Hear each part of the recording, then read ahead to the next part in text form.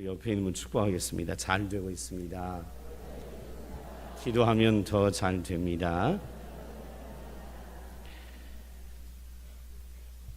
지난 한 주간 전쯤이지요. 저녁 8시 전후로 2번이나 경주 지역에서 지진이 일어났습니다.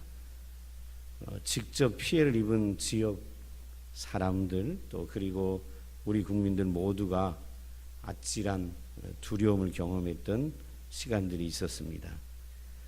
이웃 나라에서나 일어나는 줄 알았습니다. 지진이. 그리고 우리나라는 안전지대가 아닌가라고 생각해 왔었는데 우리나라도 안전지대가 아니라는 사실을 우리는 새롭게 발견하게 됐고요. 또 이제 많은 국민들에게 또 새로운 두려움이 하나 생겼습니다. 경제적으로 어려운 것도 힘들고 북핵 위협도 있고 그런데 거기에다가 언제든지 이 땅에도 지진이 일어날 수 있다는 새로운 두려움이 우리에게 또 하나 생겨난 것 같습니다. 성경에서 보면 지진에 대해서 요한복음을 제외한 마태복음 24장, 마가복음 13장, 누가복음 21장에 재난의 시작을 알리는 지진에 대해서 기록하고 있는 걸 볼 수 있습니다. 예수님이 종말에 관한 얘기를 쭉 하고 계실 때에 제자들이 오늘 본문에 보면 예수님께 묻습니다. 어느 때에 이런 일이 있겠사오며 또 주의 임하심과 세상 끝에는 무슨 징조가 있사오리까? 라고 제자들이 예수님께 질문합니다. 그때 주님이 이렇게 대답하십니다. 민족이 민족을 나라가 나라를 대적하여 일어나겠고 곳곳에 기근과 지진이 있으리니 이 모든 것은 재난의 시작이니라 라고 말씀하십니다. 종말에는요 스스로 자기가 메시아라고 자처하는 자들이 많이 일어난다라고 예수님은 오래전에 얘기하셨습니다. 주님을 빙자하여 자기가 그리스도라고 얘기하는 교주들이 많이 일어날 거라고 말씀하셨습니다. 민족들 간의 전쟁들이 많이 있을 거라고 말씀하셨습니다. 천재지변 하늘의 징조들이 있을 거라고 말씀하셨습니다. 그러나 그것이 끝은 아니고 해산할 여인의 산고가 시작되듯이 종말의 시작을 예고하는 신호탄이 될 거라고 예수님이 말씀하셨습니다. 종말에 대해 성도들이 주의를 기울여야 합니다. 종말이 온다는 걸 우리는 주의를 기울여야 합니다. 근데 어느 때 예수님 제자들처럼 어느 때에 그 일이 있겠습니까? 라고 어느 때에 종말이 올 것인가?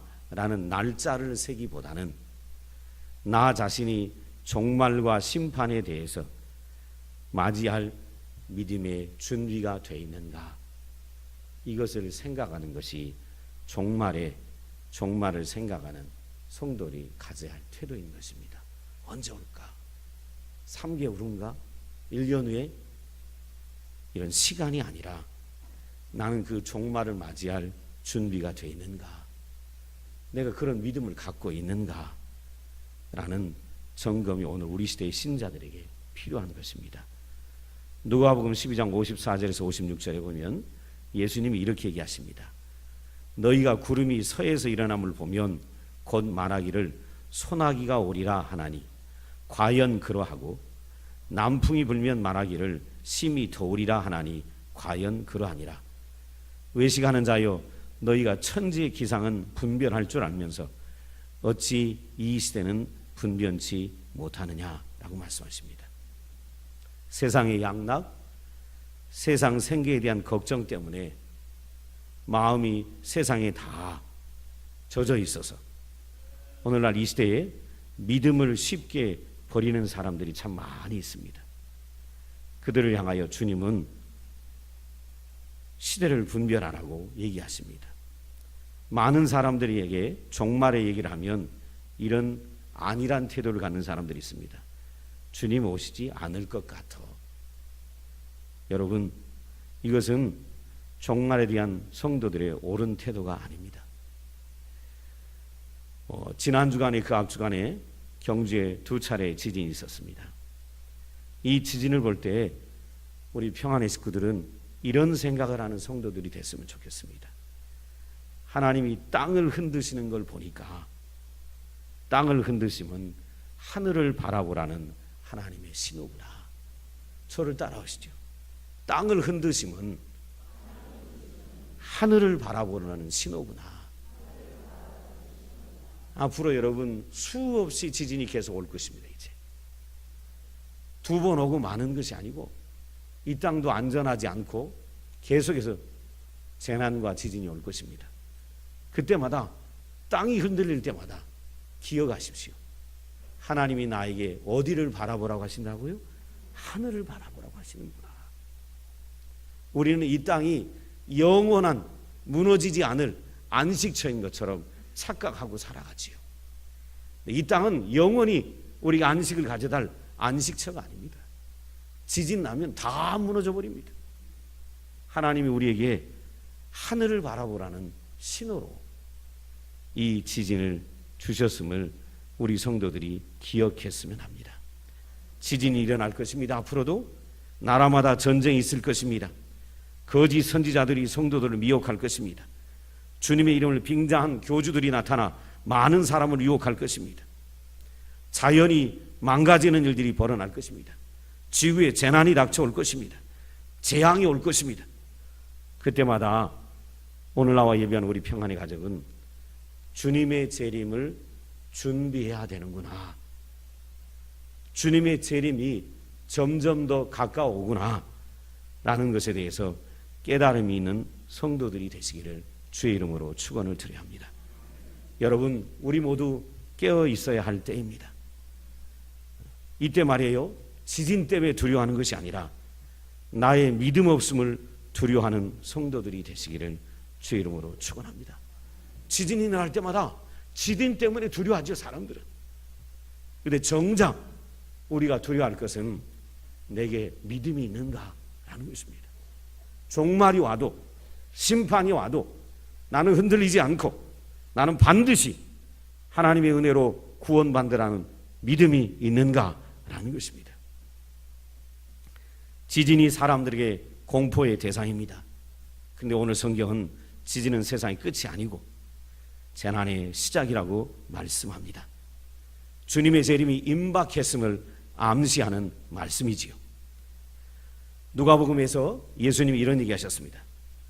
노아가 방주에 들어가던 날까지 사람들이 먹고 마시고 장가들고 시집가더니 홍수가 나서 저희는 다 멸망시켰으며, 또 누가복음 17장 29절에는 롯이 소돔에서 나가던 날에 하늘로부터 불과 유황이 비오듯 하여 그들을 멸망시켰다고 예수님은 말씀하십니다. 오늘 나와 예배하는 성도 여러분, 세상 재미에 흠뻑 빠져서 하나님을 잊고 사는 시대가 오늘 이 시대가 아닌가 싶습니다. 온갖 죄악이 우글거리고 있고 심판의 징조들이 또 경고의 사인들이 많이 오고 있는데 오늘 이 시대 사람들이 깨어있지 아니하고 세상에 젖어 살아가고 있지 않는가라는 생각을 합니다. 이러한 때에 우리에게 도전이 되는 이야기가 하나 있습니다. 그게 뭐냐면 열 처녀의 이야기입니다. 마태복음 25장에 보면 열 처녀의 이야기가 나옵니다. 우리가 잘 아는 이야기지요. 신랑이 온다는 얘기를 듣고 열 처녀가 준비하고 있습니다. 열 처녀가 준비하고 있었는데 그 중에 5은 미련하고 5은 슬기로웠습니다. 미련한 5 처녀는 신랑을 준비하는데 득은 가지고 있었으나 기름은 가지고 있지 않았습니다. 슬기로운 5 처녀는 그릇 등과 함께 기름을 함께 가지고 있었던 것을 볼 수 있습니다. 이 열 처녀의 비유 이야기는 주님 오시는 길을 예비하며 살아야 된다라는 예수님의 가르침이 담겨 있는 이야기인 것입니다. 그런데 안타깝게도 5 처녀는 준비되어 있지 않았습니다. 신랑이 오는 것이 더뎌지니까 오려고 했던 그 시간이 되어도 오지 않고 시간이 지나가도 오지 않으니까 5 처녀들은 신랑은 오지 않는가 보다 라고 준비하지 않은 결과 신랑이 올 때 신랑을 맞을 수 없었던 것은 볼 수 있습니다. 이 이야기는 기독교인들이 주님 오시는 그 날에 대해서 준비해야 된다라고 가르치는 말씀인 것입니다. 오늘 나와 예배하는 성도 여러분, 여러분은 주님을 맞을 준비를 하고 계신가요? 아니면 종교라는 형식은 갖고 있는데 그 안에 혹시 기름은 없는 것 아닌가요? 여러분의 신앙이라는 그릇 안에 생명, 믿음, 소망, 사랑이 있는가요? 이 생명과 믿음이 없이 혹시 기독교라는 작은 등만 들고 다니고 있지는 않는지 우리는 한번 우리 스스로에게 물어봐야 합니다. 처녀들이 신랑을 기다릴 때 기름이 모자라지 않게 했어야 되는데 이 처녀들은 신랑을 기다릴 때 기름이 다 떨어졌던 것을 볼 수 있습니다. 이것은 오늘 우리에게 이 얘기를 하는 것입니다. 주님이 재림하시는데, 주님이 오시는데 주님의 오심을 기다리며 믿음으로 잘 살아가고 있는가?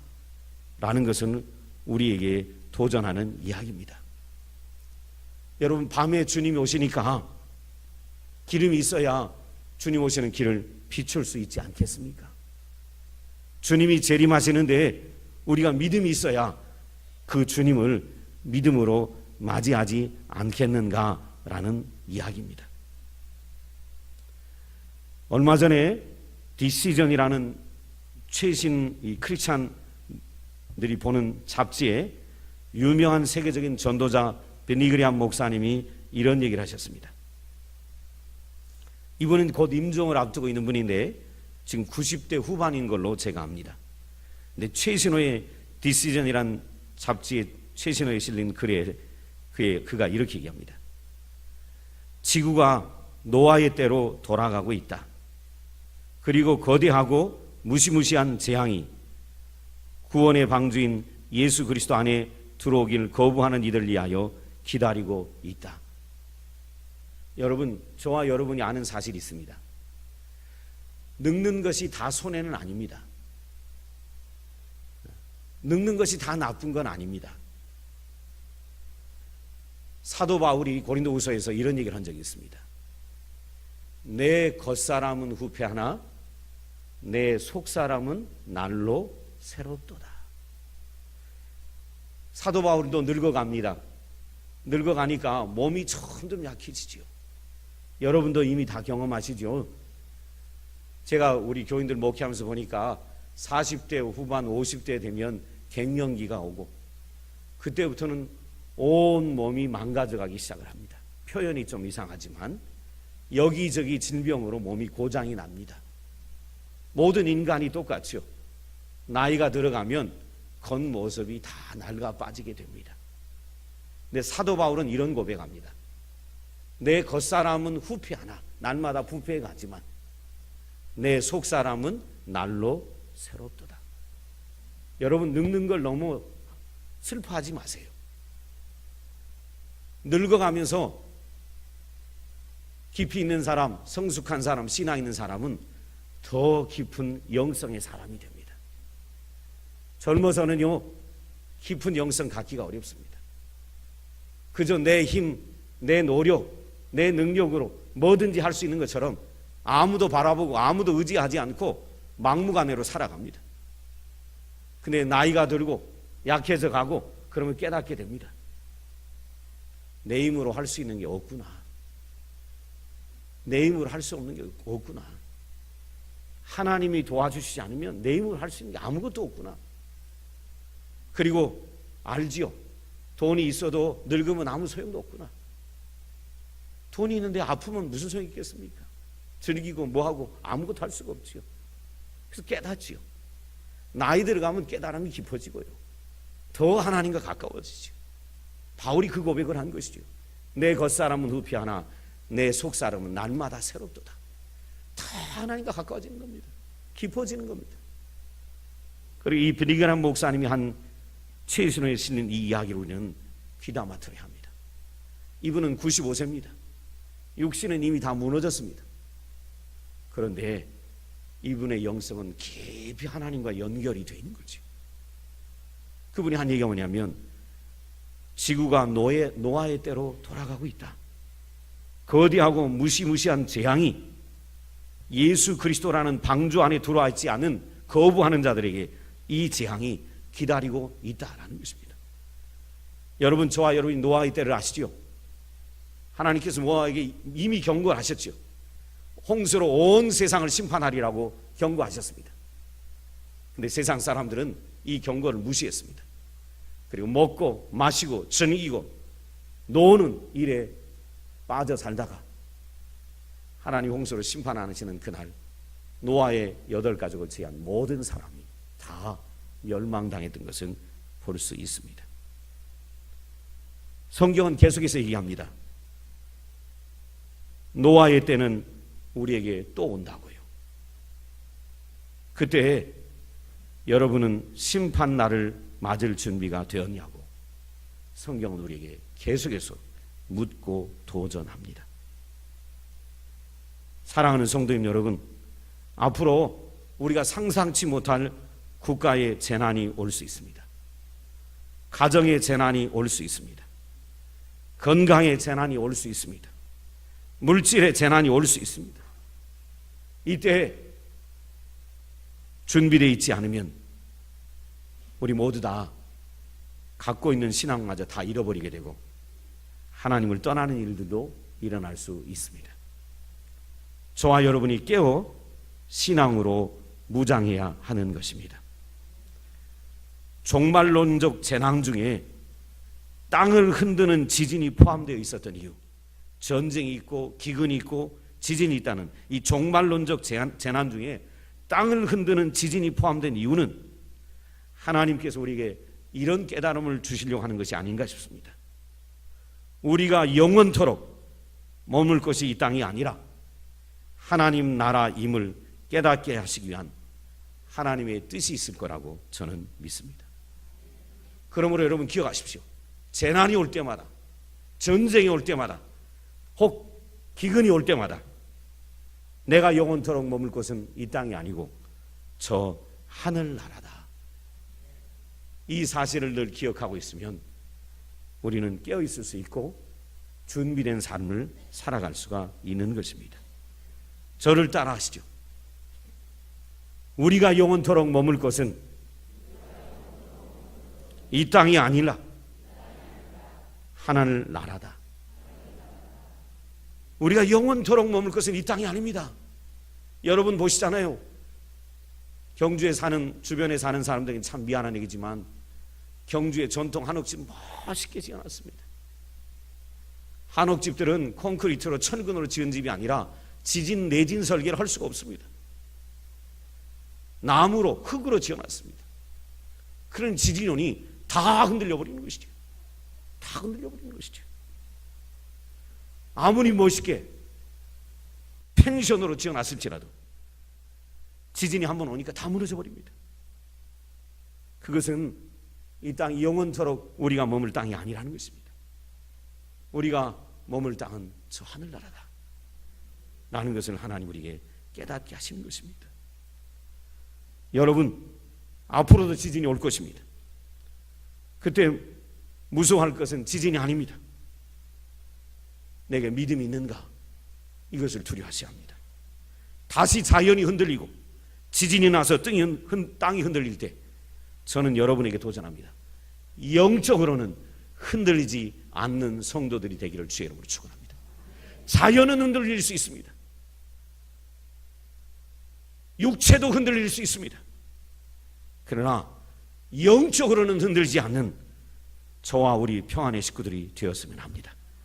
우리의 믿음, 우리의 의지, 우리의 마음, 우리의 생각은 지진이 와도, 기근이 와도, 전쟁이 와도 한 점 흔들리지 아니하고 주님만 바라보고 주의 재림을 기다리며 준비하며 살아가는 평안의 식구들이 되었으면 합니다. 이 말 꼭 기억하시고 이 말 꼭 생각하고 살아가십시오. 저 따라 하십시다. 더딜지라도 주님 재림하신다.